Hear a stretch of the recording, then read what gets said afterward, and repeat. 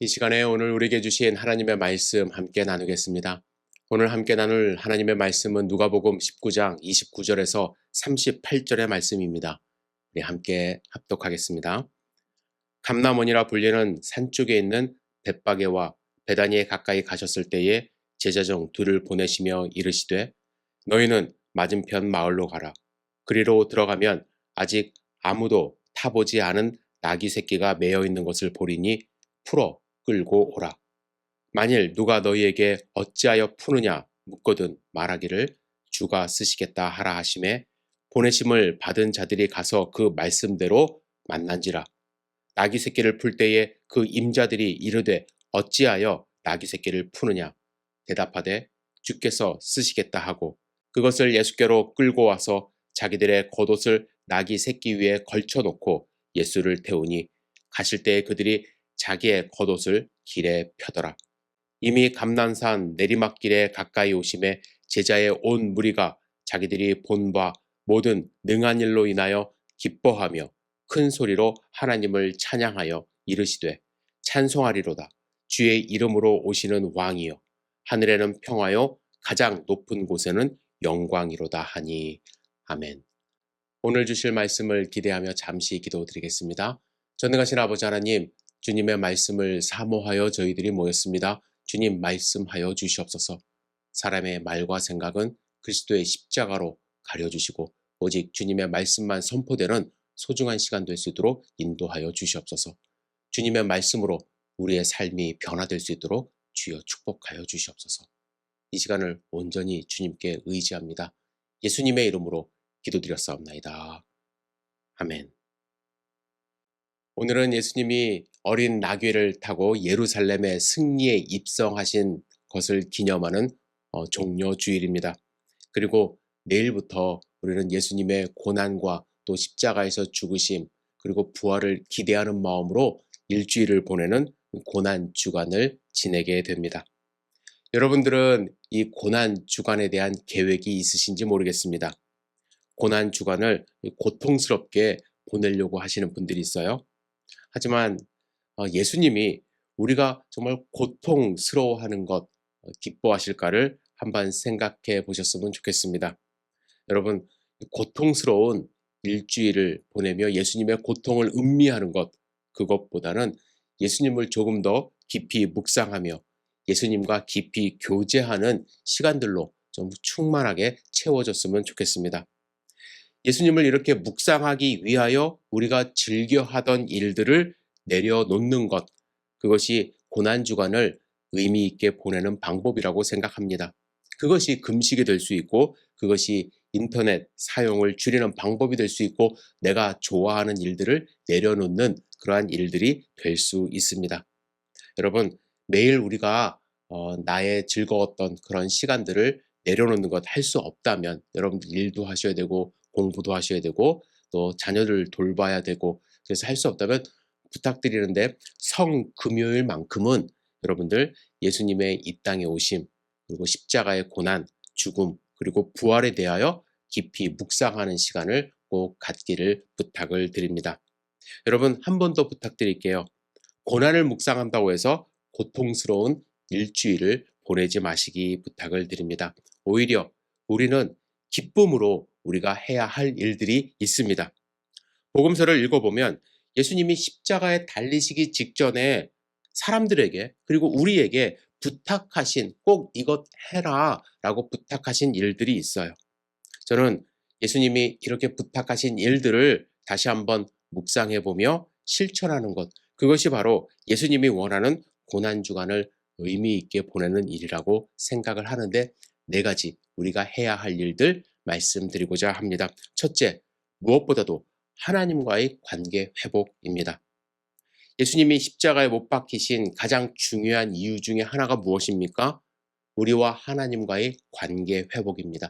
끊어진 다리를 십자가로 이어주시고자 함이죠. 예수님은 오늘 본문에서처럼 예루살렘에 입성하셨습니다. 새끼나귀를 타고 들어가셨어요. 새끼나귀는 평화의 상징입니다. 많은 사람들이 예수님을 환영했어요. 아마도 군중들은 예수님이 정치적인 힘을 발휘하여 그들을 로마의 압제로부터 구원하기를 원했던 그런 마음도 있었을 것입니다. 하지만 예수님은 전혀 그런 뜻이 없으셨죠. 예수님은 정치적인 뜻은 일도 없었습니다. 단지 예수님이 원하셨던 것은 우리가 하나님과의 관계가, 그 당시에 유대인들이 하나님과의 관계가 회복되기를 원하셨습니다. 그래서 예수님이 예루살렘에 입성하신 후에 바로 예루살렘 성전에 들어가셨습니다. 성전은 어떤 곳입니까? 하나님을 만나는 장소 아닙니까? 하나님과 만남으로써 우리가 회복되고 평화를 얻는 그러한 장소입니다. 그런데 들어가 보니까 그곳이 망가져 있었습니다. 성전이 하나님을 만나는 예배하는 장소가 아니라 장사하는 사람들이 진을 치고 있었고, 그냥 장사하는 것이 아니라 가난한 자들의 돈을 착복하는 강도의 구렬이 되어져 있었던 것입니다. 예수님은 그 모습을 보고 도저히 가만히 있을 수가 없었습니다. 그래서 그들을 내어 쫓으시고 환전하는 자들의 상과 비둘기 파는 자들의 의자를 둘러 엎으시고 말씀하십니다. 성경에 기록되었으되 내 집은 기도하는 집이라 불릴 것이라. 예수님은 성전이 기도하는 집, 하나님과 만나는 집으로 원상 회복되기를 원하셨던 것입니다. 무너진 성전의 기능이 회복되기를 원하셨어요. 여러분, 우리의 신앙을 돌이켜 보시기를 부탁을 드립니다. 신앙생활 가운데 무너진 부분이 있습니까? 사도 바울은 너희가 하나님의 성전인 것과 하나님의 성령이 너희 안에 거하시는 줄 알지 못하느냐 했습니다. 만약 예수님이 하나님의 성전인 우리를 보실 때 뒤집어 엎고 싶어 하시는 부분이 없는지요? 여러분은 기도하는 집이 되어 있습니까? 말씀이 선포되는 장소가 되어 있습니까? 하나님을 만나는 곳으로 여러분들의 성전이 온전하게 유지되고 있는지요? 일주일간 여러분 하나님의 집으로, 여러분의 성전이 하나님의 집으로 회복되기를 간구합니다. 오늘부터 당장 나의 마음을 청소하고 나의 삶을 정리하고 하나님과 깊은 관계를 맺는 삶으로 여러분들 변화되기를 부탁드립니다. 두 번째, 예수님이 부탁하신 것은 예수님이 부활할 것을 기대하는 삶을 살기를 원하셨습니다. 여러분, 예수님이 부활하셨고 지금은 이제 다시 오실 그 예수님, 여러분들 기대하며 하루하루를 사시는지요? 하루는 예수님이 베다니 나병 환자 시몬의 집에 가셨습니다. 그때 한 여인이 매우 값진 향유 한 옥합을 가져와 예수님의 머리에 부었습니다. 사람들이 이 여인을 꾸짖었어요. 왜 낭비하느냐? 이렇게 말을 한 것이죠. 그러나 예수님은 그 여인의 행동을 나무라지 않으시고 이렇게 말씀하십니다. 이 여자가 내 몸에 이 향유를 부은 것은 내 장례를 위하여 함이니라. 내가 진실로 너에게 이르노니 온 천하에 어디서든지 이 복음이 전파되는 곳에서는 이 여자가 행한 일도 말하여 그를 기억하리라 하시니라. 예수님은 이 여인의 행동이 기억되기를 원하셨습니다. 이제 하루가 지난 후 목요일 저녁 예수님은 제자들과 함께 다락방에서 최후의 만찬을 하십니다. 예수님이 그들에게 떡을 나눠주셨어요. 그리고 이렇게 말씀하셨습니다. 또 떡을 가져 감사기도 하시고 떼어 그들에게 주시며 이르시되 이것은 너희를 위하여 주는 내 몸이니라. 너희가 이를 행하여 나를 기념하라 하시고, 예수님은 이 고난주간의 사역을 통하여 우리가 기억되어지고 기념하기를 원하셨습니다. 마리아가 향유를 예수님께 부은 사건과 떡을 나눠주신 사건의 공통점이 있습니다. 예수님의 육신의 죽음과 관련이 있다라는 거예요.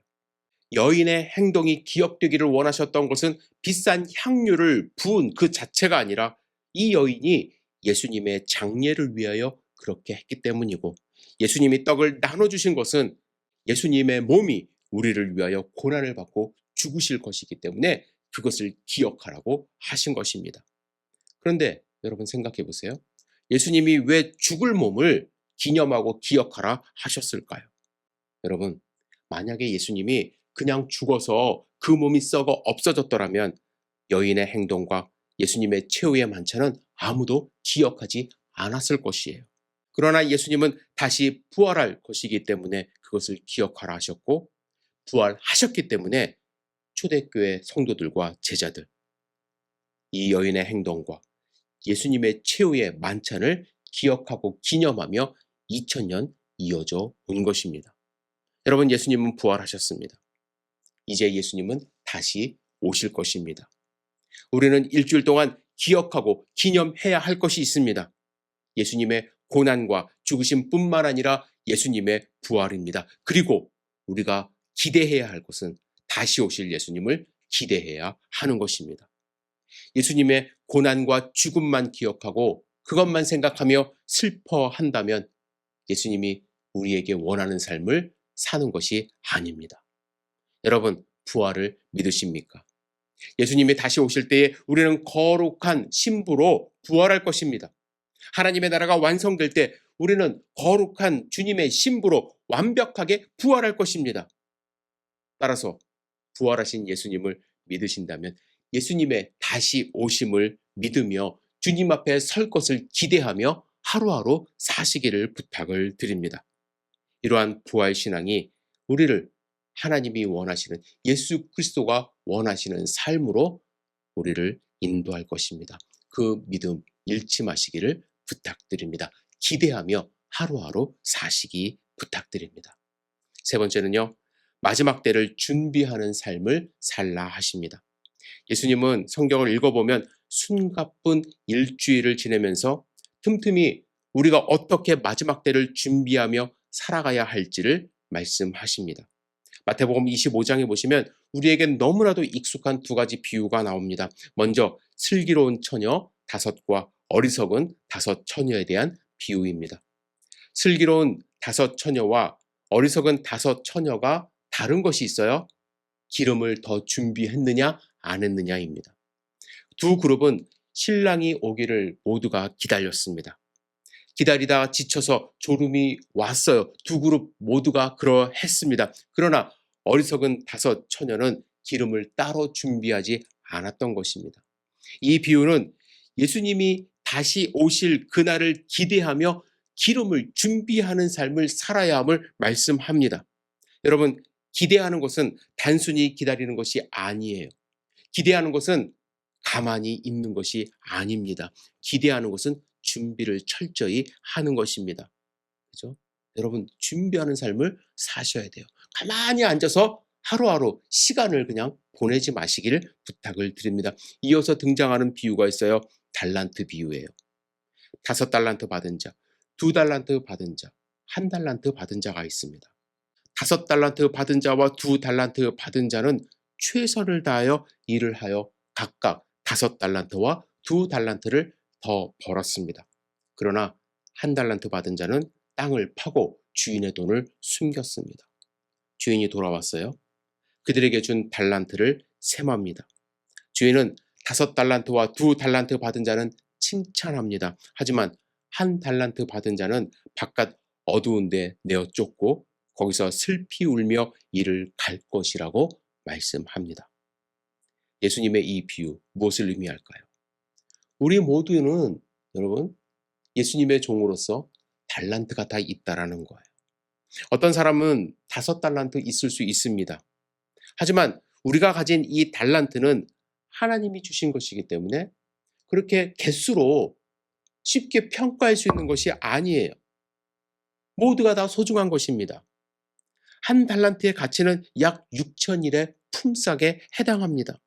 따라서 우리가 가진 달란트, 요즘 말로 하면 재능이죠. 이것은 모두가 소중한 것입니다.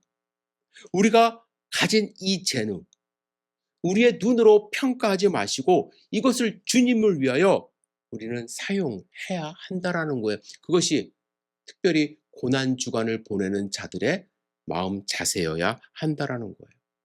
일주일 동안 가만히 묵상해 보세요. 생각해 보세요. 예수님이 지금 나에게 오신다면, 이 땅에 다시 재림을 하신다면 나는 1달란트 숨겨놓은 종과 같이 주님께 나갈 것인가? 혹은 주님, 저는 주님의 나라를 위하여 열심히 일을 하여 다른 달란트를 또한 남겼습니다. 라며 고백할 수 있는가? 여러분, 기름을 준비하는 삶을 살고 있습니까? 달란트를 남기는 삶을 살고 있습니까?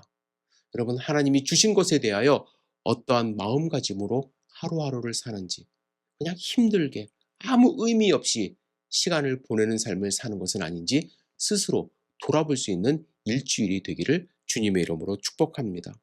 네 번째, 예수님이 우리에게 부탁하신 것이 있습니다. 예수님은 너희와 너희 자녀들을 위해 울라고 말씀하십니다. 누가복음 23장 27절에 보시면 많은 무리들이 십자가를 지고 골고다로 가시는 예수님을 뒤따라가며 울었습니다. 그들은 예수님을 생각하며 가슴을 치며 통곡했다고 말씀합니다. 그런데 그 순간, 그 고통의 순간, 힘들고 어려운 순간, 예수님은 예수님을 따라 오면서 울고 있는 여인들에게 이렇게 말씀하세요. 예루살렘의 딸들아, 나를 위하여 울지 말고 너희와 너희 자녀를 위하여 울라 하십니다. 예수님은 본인의 역할을 지금 감당하고 계셨던 거예요. 예수님은 이 고통을 통하여 인류 구원의 역사를 이루실 것을 알고 계셨습니다. 그래서 나를 위하여 울 필요는 없다라고 하신 거예요. 그러나 예수님이 울기를 원하는 것이 있습니다. 너와 내 자녀들을 위하여 울라는 거예요. 왜요? 예수님은 그때가 다가옴을 알고 계셨기 때문에. 예수님은 이렇게 말씀하셨어요. 그때의 사람이 산들을 대하여 우리 위에 무너지라 하며 작은 산들에 대하여 우리를 덮으라 하리라, 이렇게 말씀하셨어요. 이 예수님의 말씀은 70년 후에 일어납니다. 1차 유대 전쟁이 일어난 거예요. 예루살렘에 파견된 로마의 8만 명이 예루살렘을 포위했습니다. 예루살렘 성 안에는 110만 명이 갇혀서 식량 창고가 금세 바닥에 났습니다. 사람들은 먹을 것이 없어서 급기야 사람까지 먹게 되었어요. 결국 사망자 110만 명, 포로 9만 7천 명이 생겼습니다. 그리고 성전이 무너졌어요. 산에다 대고 우리 위에 차라리 무너져 내리라고 할 일이 벌어졌고, 언덕에 대고 우리를 덮어 버리라고 할 일이 생긴 것입니다. 이 전쟁을 대비하여 예수님은 너희와 너희 자녀를 위하여 울라고 말씀하신 거예요. 여러분, 이 말씀이 우리에게도 적용이 됩니다. 이 세대야말로 울음이, 눈물이 필요한 세대 아닙니까? 신앙의 자유는 있으나 하나님을 더 이상 찾지 않습니다. 인권의 자유는 있으나 인권이 유린됩니다. 산업의 발전은 있으나 세상 인심은 더욱 흉흉해지고, 우리와 우리 자녀가 세상의 권세에 어떻게 짓밟힐지 모르는 시기를 살아가고 있습니다. 우리는 말로는 말세라고 이야기를 많이 합니다. 하지만 말로만 그래요. 눈물로 기도하지 않습니다. 우리는 우리와 우리 자녀들, 그 세대를 위하여 눈물로 일주일간 기도할 수 있어야만 합니다. 울면서 회개할 것 회개하고 울면서 하나님의 도우심을 구해야 하는 시기입니다. 그냥 예수님 따라서 고통스러운 일주일 보내지 마시기를 부탁을 드리겠습니다. 하나님과의 관계를 회복하십시오. 예수님의 다시 오심을 기대하십시오. 우리에게 주신 달란트를 성실하게 사용하며 슬기로운 자처럼 기름을 준비하며 살아가십시오.